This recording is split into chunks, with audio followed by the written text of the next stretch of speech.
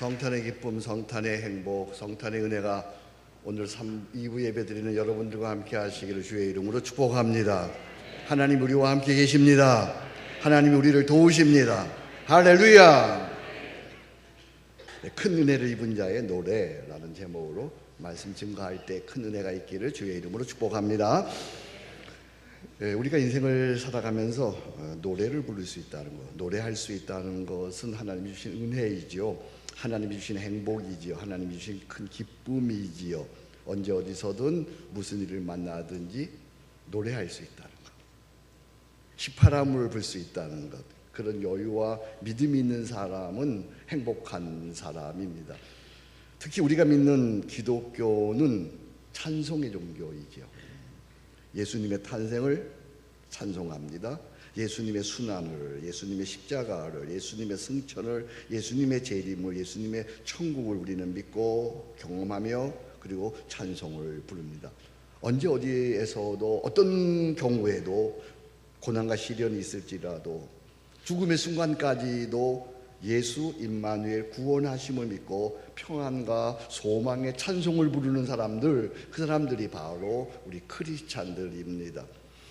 언젠가 상영된 바 있는 타이타닉이라고 하는 영화를 보면 정말 감동적인 그런 찬송의 장면이 나옵니다.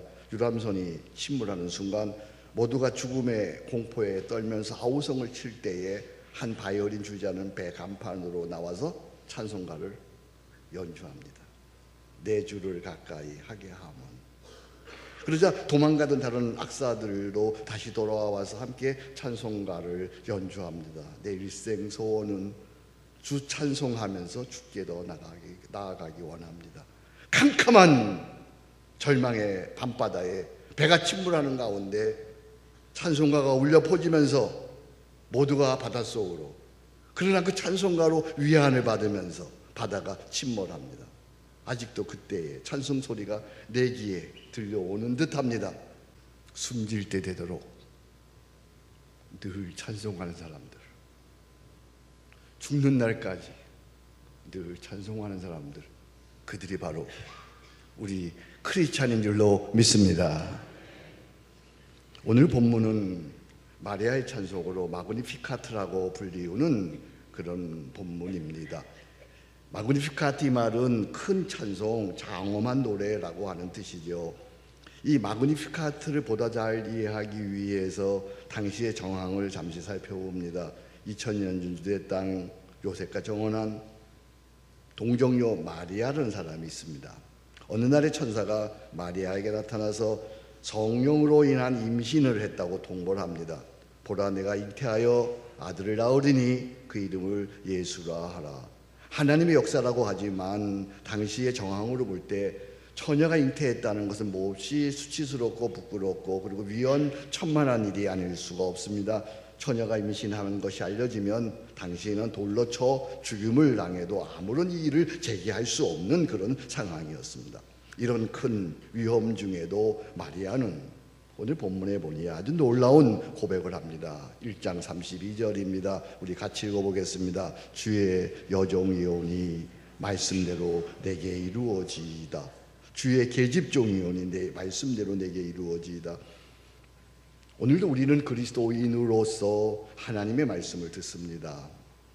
하나님의 말씀을 늘 듣습니다. 하나님의 말씀은 우리에게 오늘 세 가지로 들려옵니다. 하나, 기록된 말씀, 성경을 통해서 우리에게 하나님 말씀이 들려옵니다. 둘, 선포된 말씀, 설교를 통해서 하나님의 말씀이 들려옵니다. 셋, 성육신화된 말씀, 성령의 감화를 통해서 하나님의 말씀이 들려옵니다. 성경을 통해서 우리는 매일 하나님 말씀을 듣습니다. 이렇게 모여서 설교를 통해서 오늘 나에게 주시는 하나님의 말씀을 듣습니다. 성령의 감화, 내 마음속에 감동을 주셔서 오늘 우리는 하나님의 말씀을 듣습니다. 가난한 마음을 가져라, 용서해라, 화해해라, 봉사해라, 권위에 순복해라, 죄에서 돌아서라 라고 하는 하나님의 말씀을 듣습니다. 문제는 나의 자존심과 유익을 앞세워서 우리는 너도 나도 하나님의 말씀에 순복하지 않는다는 것입니다. 하나님의 말씀에 순복하지 않기 때문에 언제부터인가 우리는 세상으로부터 욕을 먹는 크리스찬이 되었고 주의 이름이 땅에 밟히는 그런 부끄러운 기독교가 되고 말았습니다. 이제 올해가 500주년 종교개혁의 해로 500주년 종교개혁의 성탄절을 맞이하면서 이제 우리는 다짐해야 할 것입니다. 어떤 손해가 올지라도, 어떤 어려움이 있을지라도, 어떤 힘든 일이 있을지라도 모두 마리아의 이 고백을 할 수 있어야 합니다. 주의 종이오니 말씀대로 내게 이루어지이다. 오늘 이 고백이 여러분의 고백이 되기를 바랍니다. 우리 같이 고백해 보겠습니다. 주의 종이오니 말씀대로 이루어지이다. 아멘. 비로소 이 고백이 있어야 비로소 나로 인하여 이 땅에 구원의 역사가 시작되고 나는 복 있는 자로 오래도록 쓰임받게 될 줄로 믿습니다. 마리아는 전심으로 하나님을 찬양합니다. 자신에게 곧 닥칠 엄청난 재앙마저도 하나님을 향한 찬양을 꺾을 수가 없었습니다. 도대체 마리아의 노래는 어디서 오는 것일까요? 47절 말씀입니다. 내 마음이 하나님 내 구주를 기뻐하였으면, 내 마음이 하나님 내 구주 구원자를 기뻐하였으면, 여기서 내 구주가 중요합니다. 내 구주. 온 세상이 그를 모른다 해도 예수 그분은 내 구주이십니다. 믿으시면 아멘. 다시요, 온 세상이 그분을 모른다 해도 예수 그분은 내 구주이십니다. 시련이 있고 죽을 고통이 있다 해도 예수 그분은 내 구주이십니다. 누가 뭐라고 해도 예수 그분은 내 속에서 살아계시는 내 구주이신 줄로 믿습니다. 세상이 어떠하든지 상관없습니다. 예수 내 구주가 되시니, 예수 내 구주 임마누엘로 인하여 내 마음은 세상과 상관없이 천국이 되어지는 것입니다. 높은 산이 거친 들이 조막이나 궁궐이나 다같이 내 주 예수 모신 것이 그 어디나 하늘나라. 할렐루야. 찬양하세. 내 모든 죄 사함받고 주 예수와 동행하니 그 어디나 하늘나라. 할렐루야. 여러분들이 저보다 더 은혜가 있구만요. 나는 앞에서 끝날라 그랬는데. 우리 구주가 아니라, 세상의 구주가 아니라 내 구주가 되는 것이 중요합니다. 내 구주가 되시면 그 예수 임마누엘 구원의 은혜가 우리 속에서 역사하는 줄로 믿습니다. 내 구주의 기쁨이 이 성탄절에 여러분에게 있기를 주의 이름으로 축복합니다. 이제 마리아는 내 구주로 인한 기쁨이 무엇인지 보다 구체적으로 노래합니다. 48절 말씀입니다. 그의 여종의 비천함을 돌보셨음이라. 보라 이제 후로는 만세의 날을 복이 있다 이 걸으려다. 무슨 말입니까? 첫째, 하나님께 쓰임받음에 대한 기쁨. 하나님께 쓰임받음에 대한 기쁨. 우리 성가대원들 하나님께 쓰임받음에 대한 기쁨이 있기를 축복합니다. 우리 사랑하는 성도 여러분들, 세상 그 어떤 것보다 하나님께 쓰임받는 기쁨이 있기를 축복합니다. 두 번째, 49절 50절 제가 막 요약하는 거예요. 49절 50절 능하신 이가 큰 일을 내게 행하셨으니 그 이름이 거룩하시며 긍휼하심이 두려워하는 자에게 대대로 이르는도다. 둘째, 하나님의 선하심에 대한 기쁨입니다. 하나님의 선하심에 대한 기쁨. 내가 죄인임에도 불구하고, 내가 연약함에도 불구하고, 내가 아무것도 아닌 것에도 불구하고 내가 예수 십자가를 믿는다는 그거 하나 때문에 하나님께서 나를 통하여 하나님의 선하심을 베풀어 주셨어요. 구원을 베풀어 주신 줄로 믿습니다. 세 번째는 51절부터 55절인데 하나님 나라가 나를 통해 이루어짐에 대한 기쁨입니다. 마리아는 이제 곧 아기 예수께서 세상에 오시면 이루어질 하나님의 나라에 대해서 기뻐하며 노래하고 있습니다.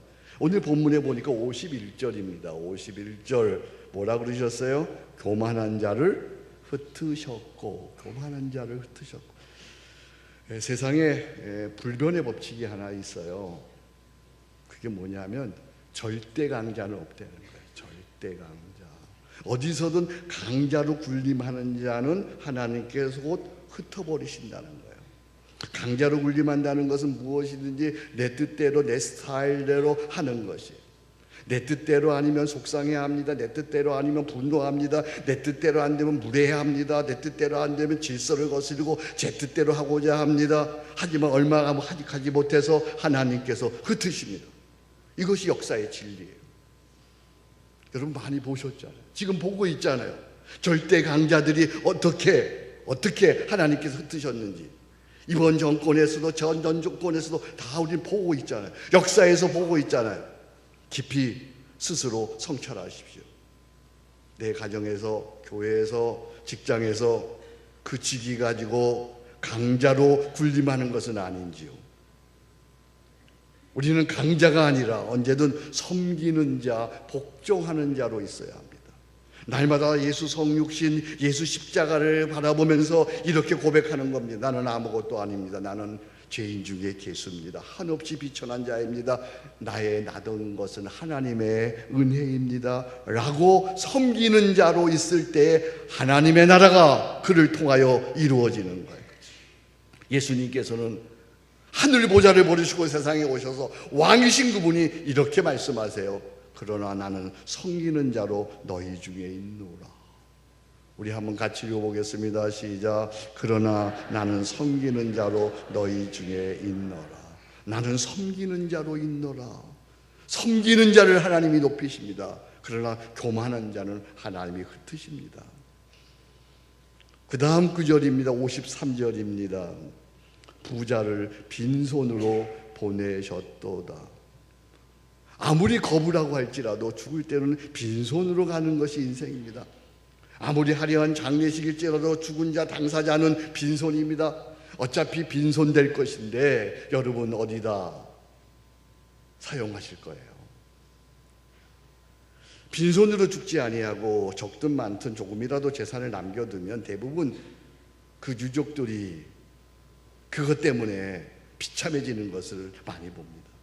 남겨놓은 재산 때문에 부모 형제들 간에 불화하고 원수가 되는 걸 봅니다. 별것 아닌데, 별것 아닌 재산 때문에 자녀들이 하나님을 의지하지 아니하고 재물을 의지하는 불신앙의 사람이 됩니다.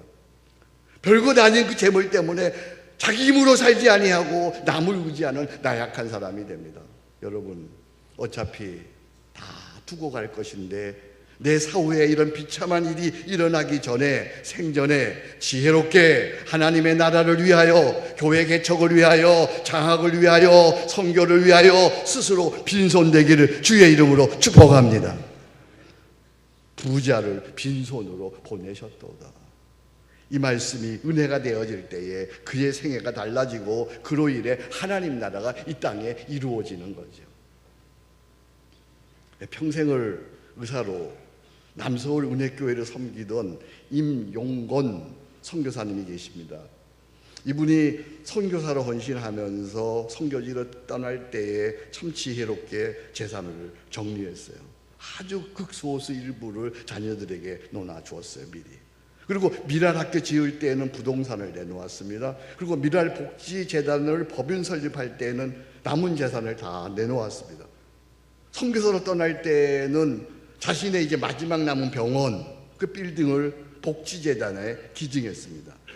재산이 남아있으면 다시 돌아오고 싶어진다고 하면서 거의 100억 가까운 그 재산, 건물을 정리하고 떠나셨습니다. 이분이야말로 하나님 나라가 이 땅에 쓰임 받는데 그것을 최고의 영광으로 알고 누리는 그야말로 만세 복 있는 사람이 된 것이죠. 또 한 사람이 있어요. 이중표 목사님의 병상일기. 이분은 거기에서 이렇게 말합니다. 나를 사랑하는 사람들은 나를 동정했다. 65세 나이에 죽는 것은 너무 이르다고 아쉬워했다. 고생만 하고 죽어서는 안 된다. 더 살아서 좋은 날을 누리라고 격려했다. 그러나 나는 이미 살아온 날에 행복했다. 죽은 주님과 함께라면 나는 이제 죽어도 행복합니다. 우리 죽을 때까지, 숨질 때까지 찬송하는 은혜가 있기를 주의 이름으로 축복합니다. 내 구주로 인한 기쁨의 노래를 부르십시오. 하나님께 쓰임받은 감사의 노래를 부르십시오. 하나님의 선하심에 대한 거룩한 노래를 부르십시오. 나로 인하여 이루어진 하나님 나라에 대한 소망의 노래를 부르십시오. 2017년 성탄의 계절에 우리의 심령에 마리아처럼 마그니피카트 큰 은혜의 찬송이 숨질 때 되도록 울려 퍼지기를 주의 이름으로 축복합니다.